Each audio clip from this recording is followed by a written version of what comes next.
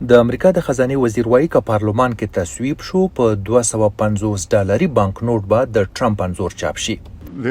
Again, as Treasury Secretary, I have two mandates for U.S. currency. At present, no living person can be on U.S. currency, and the currency must say, "In God we trust."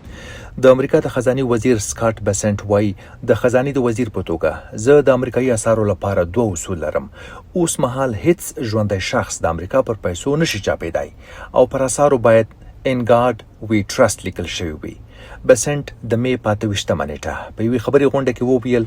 So right now there is proposed legislation that in front of the House, in front of the Senate, to change the first requirement so that a living person, Donald J. Trump, could be on a $250 bill. So اوس مهال د استازو مجلس او سنات داسې قانوني مسوده وړاندې شوې چې لومړنی شرط بدل کړي څو یو ژوندی شخص ډانلډ جی ټرمپ پر $200 نوٹ چاپ شي.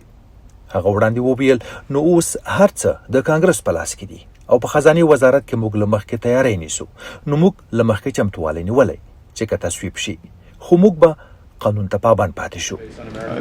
Again, the president doesn't do it. The House and the Senate have to do it.